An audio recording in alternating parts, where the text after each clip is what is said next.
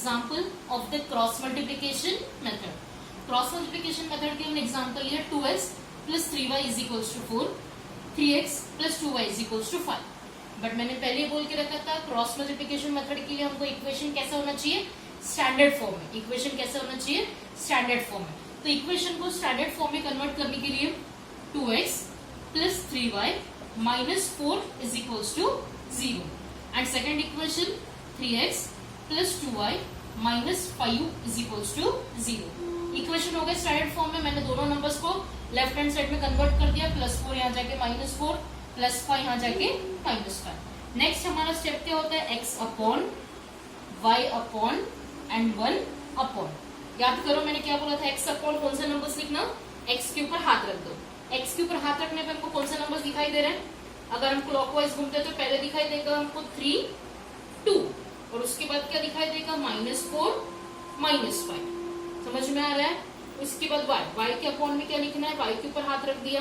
y पे हाथ रखने के बाद हमको क्या दिखाई देगा अगर क्लॉकवाइज घूमते हैं तो -4, -5 एंड दिस साइड 2 एंड 3 दिखाई दिया। 1 अपॉन लिखने के लिए पहले कांस्टेंट पे हाथ रख दो। कांस्टेंट पे हाथ रखने पे हमको क्या दिखाई देगा, 2, 3, 3, 2। समझ में आ रहा है यहाँ तक स्टेप। यहाँ तक होने के बाद मैंने क्या बोला था, x अपॉन क्या लिखना है, इन दोनों के बीच में क्रॉस मल्टीप्लाई। लेकिन क्रॉस मल्टीप्लाई करने के समय ध्यान क्या रखना है, क्रॉस मल्टीप्लिकेशन के मिडल में कौन सा सिंबल लेना है, माइनस का सिंबल। कौन सा सिंबल लेना है, माइनस का। तो 3 इंटू -5 माइनस 2 इंटू -4, 2 इंटू -4 और बीच में मैंने कौन सा सिंबल ले लिया अपने मर्जी से, माइनस का सिंबल, क्योंकि हमेशा दो नंबर का मल्टीप्लाई और बीच में सिंबल कौन सा लेना है, minus. Is equal to y upon भी कौन सा नंबर लेना है, -3 इंटू 4, सॉरी -4 इंटू 3 ले लिया, -4 इंटू 3 और फिर बीच में माइनस का सिंबल 2 इंटू -5 लिख दिया मैंने, 2 into -5 is equals to 1 upon क्या लेना है, 1 अपॉन इन दोनों का मल्टीप्लीकेशन। और हमेशा याद रखना क्रॉस मल्टीप्लाई में शुरू यहाँ से करना मल्टीप्लीकेशन, पहले इन दोनों का मल्टीप्लाई करना। गलती से भी अगर इनका पहले मल्टीप्लाई कर दिया तो आंसर रॉन्ग आ जाएगा। पहले इन दोनों को मल्टीप्लाई कर दो, 2 इंटू 2 4 और बीच में हमने अपने मर्जी से लिया वाला माइनस और 3 इंटू 3 9।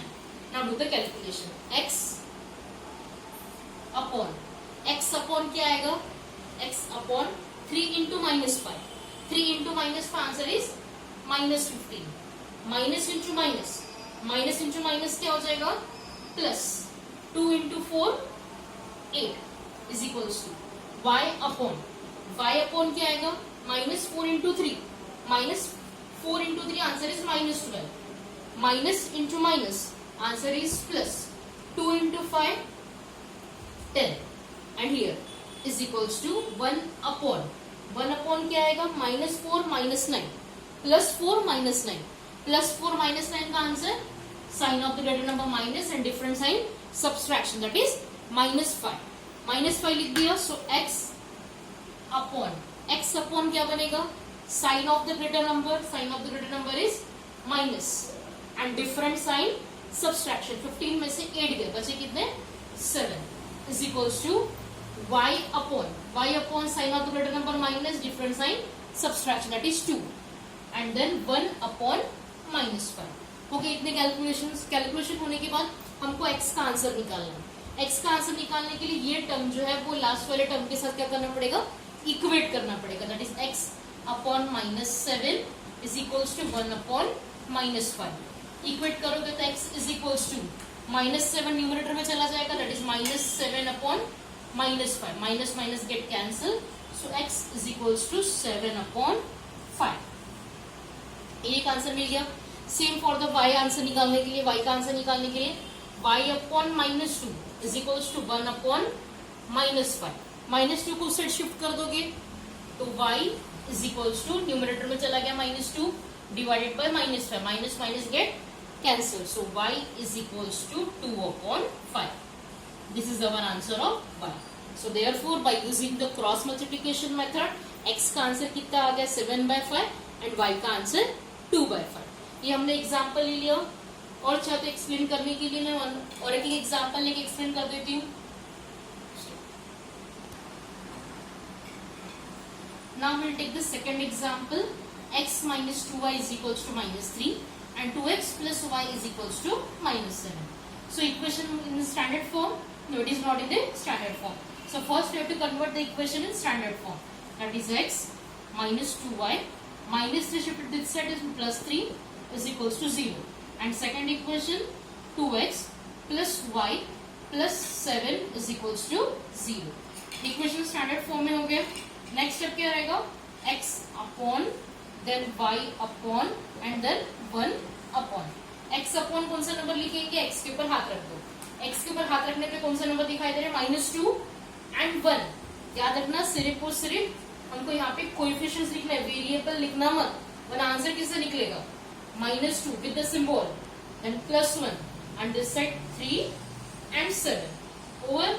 नाउ y लिखना है ना, y के ऊपर मैंने हाथ रख दिया. y पर हाथ रखने पे हमको क्या दिखाई देगा? 3 and 7 and this side 1 and 2. यहाँ पे x के सामने कुछ नहीं आने, क्या रहता है? Coefficient 1.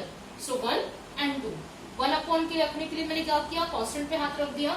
So 1 and 2. This side 1, here 2, -2 and 1, -2 and 1.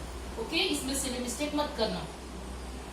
x upon numbers के बीच में क्या कर देंगे? Cross multiplication. क्रॉस मल्टीप्लिकेशन भी करेंगे, साथ में बीच में सिंबल भी कौन सा लेंगे? माइनस का.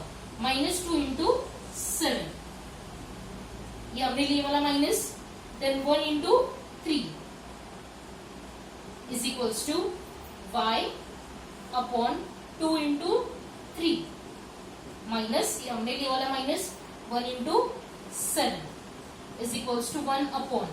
1 अपॉन क्या लेंगे? 1 इंटू 1 दैट इज 1, ये हमने लिया हुआ minus, and -2 into 2. So x upon क्या बनेगा? -2 into 7. -2 into 7 answer is -14. -1 into 3 answer is -3. Then y upon 2 into 3 6.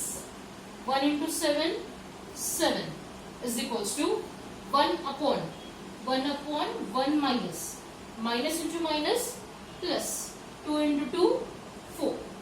यहां तक ठीक है. So x upon sign of the greater number. Sign of the greater number क्या बनेगा? Minus, same sign, addition that is 17 and then y upon sign of the greater number is minus, different sign subtraction that is 1 and here 1 upon 1 plus 4 that is 5. हो गया यहां तक. अब ना x की value निकालने के लिए फर्स्ट एंड लास्ट इन दोनों को क्या करना पड़ेगा? Consider. So x upon -17 is equals to 1 upon 5, this is the first consideration. And y के लिए y upon -1 is equals to 1 upon 5. x के वैल्यू निकालने के लिए -17 को शिफ्ट करना पड़ेगा. So x is equals to -17 upon 5. This is our first answer that is x. And y is equals to -1 shift that side -1 by 5. This is our second answer. This is the answer of x and y. This is the answer by using the cross multiplication method. Cross multiplication method से हमने ये सारे question आज solve कर लिए. मैंने 2 example यहाँ पे सॉल्व करके दिखाया है और तुम लोगों को मैंने elimination method and substitution method के लिए 20 क्वेश्चंस दिए थे. इलिमिनेशन मेथड के जो क्वेश्चन थे वो सेम क्वेश्चन मैंने सब्स्टिट्यूशन से सॉल्व करने के लिए बोले थे. अब वो सेम क्वेश्चन तुमको क्रॉस मल्टीप्लिकेशन मेथड से भी सॉल्व करने हैं. और तुम ऑब्जर्व करोगे कि तीनों मेथड से भी सॉल्व करने के बाद हमारे आंसर्स कैसे आ रहे हैं? सारे के सारे सेम. चाहो तो इलिमिनेशन मेथड से सॉल्व करो, चाहे तो सब्स्टिट्यूशन मेथड से सॉल्व करो, चाहे तो क्रॉस मल्टीप्लिकेशन मेथड से सॉल्व करो, तीनों भी मेथड से आंसर कैसे आएगा? सेम. और एक काम करना है, नेक्स्ट पीरियड में हम लोग एक ही एग्जाम्पल लेंगे और उसको तीनों मेथड से सॉल्व करके देख लेंगे. Okay, good bye.